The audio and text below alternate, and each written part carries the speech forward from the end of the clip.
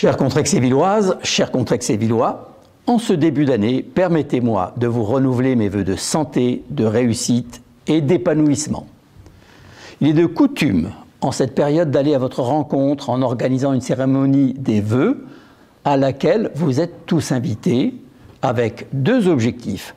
Vous rendre compte de l'action municipale et des perspectives pour l'année à venir et vous rencontrer pour partager un moment de convivialité propice aux échanges. Cependant, la crise sanitaire et les règles qui la régissent nous interdisent une nouvelle fois de l'organiser cette année. C'est pourquoi je m'adresse à vous par écran interposé. Concernant 2021, deuxième année de la pandémie, je vous propose un bilan rapide. En lien avec la crise Covid, le soutien au centre de vaccination de Vittel, avec la mise à disposition de personnel, tout comme l'adaptation permanente de tous les services municipaux pour lutter quotidiennement contre la pandémie. Un grand merci à tous. À ce sujet, je salue l'organisation exemplaire du centre de Vittel qui a permis à tous les habitants de la communauté de communes Terre d'Eau d'avoir un accès de proximité à la vaccination. Autre dossier de santé capitale, avec la création par les professionnels de santé de Contrexéville d'une équipe de soins primaires et avec le soutien du plan santé du conseil départemental, une recherche active de médecins a été lancée et pour la première fois, nous sommes sollicités par des professionnels pour des demandes de renseignements complémentaires. Mandaté par la communauté de communes Terre d'Eau, j'ai intégré en tant que vice-président le conseil de surveillance du centre hospitalier de l'Ouest vosgien qui comprend les hôpitaux de Neufchâteau et Vittel. Avec le président Simon Leclerc, le député Jean-Jacques Gauthier, le vice-président du conseil départemental Franck Perry, le conseiller régional Patrick Floquet, mes collègues maires, les agents des deux structures et leurs syndicats, j'ai œuvré afin que ces deux établissements qui traversaient une crise majeure puissent retrouver sérénité et moyens pour préserver l'avenir. La crise sanitaire a une nouvelle fois impacté le bon fonctionnement de notre établissement thermal. Termes qui, malgré tout, ont su s'adapter et tirer leur épingle du jeu pendant les périodes d'ouverture autorisées. Le récent agrément rhumatologie a bien sûr contribué à ces résultats encourageants. N'oublions pas que cette activité est source de richesse pour notre ville. Avec la possibilité offerte aux villes classées stations de tourisme et en accord avec la ville de Vittel et la communauté de communes Terre d'Eau, nous travaillons sur la reprise en direct de la compétence promotion du tourisme. Il s'agit de redonner une image forte à notre offre touristique. Cela passe par une nouvelle identité graphique que vous avez pu découvrir sur les façades de l'Office de tourisme de Contrexéville.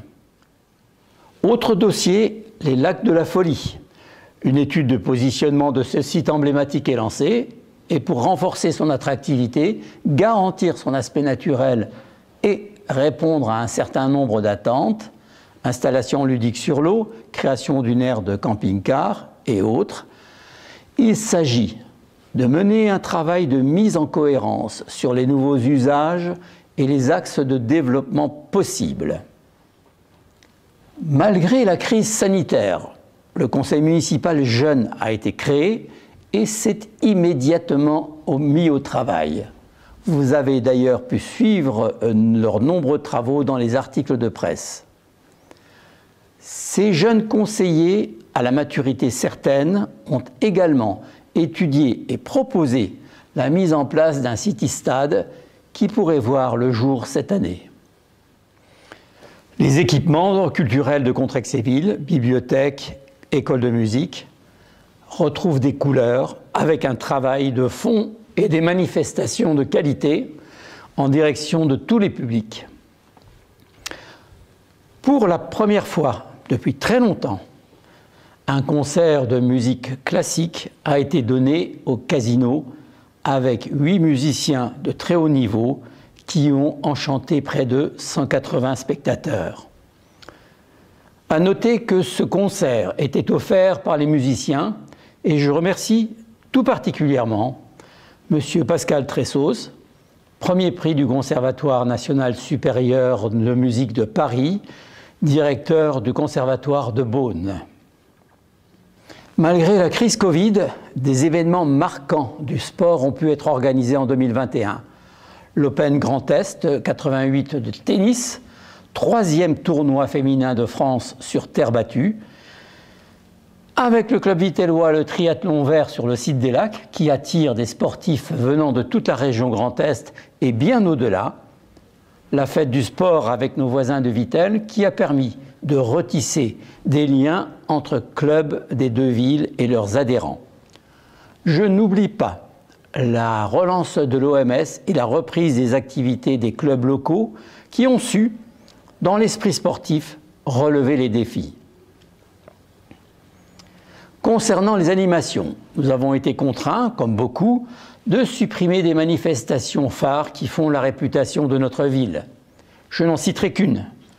Les feux d'artifice du 14 juillet, annulés pour la seconde fois. Cependant, et avec l'aide des associations, nous avons réussi à organiser quelques moments forts, comme les marchés du terroir, les concerts mensuels pendant la saison, la fête patronale, la fête de l'automne, les feux d'artifice de la Saint-Nicolas. Pour information, le flyer Sortir à Contrexéville, autrefois distribué sous forme papier, est désormais proposé sous forme numérique, plus rapidement actualisable. C'est autant d'arbres préservés. Dans la tourmente que nous traversons, il était nécessaire d'accompagner les Contrexévillois les plus fragiles. Le CCAS, Centre communal d'action sociale, et le Centre social La Toupie ont été des outils précieux pour le suivi des personnes en détresse psychologique ou matérielle, nos aînés, des familles, des enfants. Au niveau des travaux réalisés, je vous cite quelques exemples. Le gravillonnage de la rue principale d'Outrancourt, de l'avenue des Pierrottes et de l'impasse des Mirabiliers. La requalification et la sécurisation du parvis du collège. La poursuite du passage de l'éclairage public en LED. La mise en place d'un nouveau columbarium au cimetière. Avec la participation des membres du conseil municipal jeune, la plantation d'arbres dans le parc thermal en remplacement des arbres malades coupés en 2019. Également le reboisement d'une parcelle forestière de 4 hectares touchée par les scolites avec le concours de la société Flopalette qui, dans le cadre d'un mécénat, a financé les 4500 plants. Des travaux de sécurisation et d'embellissement dans les écoles et l'installation de vidéoprojecteurs interactifs et de tableaux blancs compatibles. À l'espace Chédid, une première tranche de travaux avec la mise aux normes du système de sécurité. Notre territoire est aussi confronté à un enjeu majeur. L'eau. L'eau, source de richesse et d'emploi. La ville de Contrexéville, celle de Vittel et le syndicat des eaux de Bugnéville ont signé un protocole avec l'agence de l'eau et l'État afin de stabiliser le niveau de la nappe des grès du Trias inférieur, qui présente un déficit de volume qui s'accentue d'année en année depuis 30 ans. Dans ce cadre, il appartient aux 3 collectivités signataires de réaliser des économies d'eau substantielles. Je rappelle que ce défi est de la responsabilité de chacun, collectivité, industriels, agriculteurs, particuliers. Nous reviendrons vers vous pour évoquer comment chacun peut contribuer à son niveau. La lutte contre les chenilles processionnaires, véritable fléau. et en lien avec l'ONF et nos partenaires reconnus pour leurs compétences en la matière, 90 nids à mésanges ont été posés. Une approche ciblée sur les chiroptères est à l'étude et toutes les hypothèses déjà testées avec plus ou moins d'efficacité sont également examinées. La poursuite de l'important dossier Petite ville de demain. Les études, tout comme le poste de chargé de mission, sont financées à 90% par le conseil départemental et l'État. Elles sont désormais terminées et les fiches actions rédigées. Évidemment, il est impossible de réaliser autant de travaux sur un délai court. Il faut imaginer ces travaux lourds à l'horizon 2, 5, 10, 15 ans. Les premières réalisations sont prévues sur 2022-2023 avec la sécurisation du pont et la requalification du parvis de la gare. Autre dossier sensible, la délégation de service public du casino qui arrive à échéance en 2022. Un appel à candidature a été lancé, les négociations avec les candidats vont débuter et le choix de futurs concessionnaires devrait être validé pour l'été. Pour 2022, comme vous tous et sans être d'un optimisme béat, nous devons croire en une sortie de crise et un retour à une vie plus normale. C'est pourquoi, avec toute mon équipe, nous proposons une liste d'actions et de travaux pour cette année. Liste non exhaustive qui lance notre programme pluriannuel.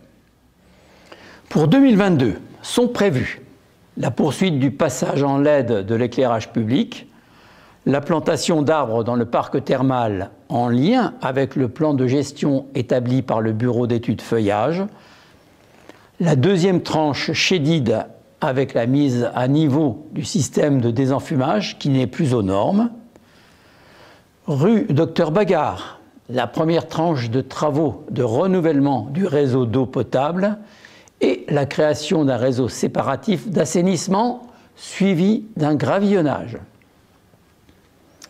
La requalification de la rue du 11 septembre 1944 qui comprend le renouvellement des réseaux humides, vétustes, l'eau, l'assainissement, l'aménagement urbain, trottoirs, parking, mobilier urbain, la sécurisation des cheminements piétons et, s'agissant d'une route départementale, la réfection de la couche de roulement qui sera réalisée par le conseil départemental. Le pont menant à la gare, que j'ai déjà évoqué, qui présente un état fortement dégradé, sera restauré et mis aux normes, permettant ainsi les travaux de mise à niveau du parvis de la gare à partir de 2023, anticipant ainsi la réouverture de la ligne 14 en 2025. Sont également prévus des travaux d'entretien lourds dans les écoles.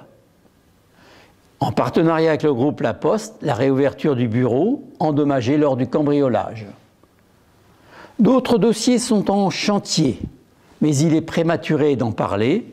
Vous retrouverez l'avancée de ces dossiers par le biais du magazine trimestriel. Il est bien entendu que pour chaque investissement, tous nos partenaires financiers, sans exception, seront sollicités au plus haut niveau de subvention. Je remercie tout particulièrement le Conseil régional Grand Est, le Conseil départemental des Vosges, les services de l'État, la communauté de communes Terre d'Eau, le PETR de l'Ouest vosgien et tous nos partenaires pour leurs aides précieuses. L'équipe municipale qui œuvre à mes côtés est sérieuse, motivée et totalement engagée afin de renforcer l'attractivité de notre ville et améliorer les conditions de vie adaptées à vos attentes. Nous sommes à votre écoute. N'hésitez pas à nous solliciter en cas de besoin. Les portes de mon bureau et celles de mes adjoints sont ouvertes à tous. Je salue le travail de tous les services municipaux qui œuvrent au quotidien au service de l'intérêt général, qui n'est pas, je le précise, la somme des intérêts particuliers. Pour conclure, je voudrais partager avec vous une citation d'Albert Einstein. La vie, c'est comme la bicyclette. Il faut avancer pour ne pas perdre l'équilibre. Alors, tous à nos vélos. Bonne et belle année à tous.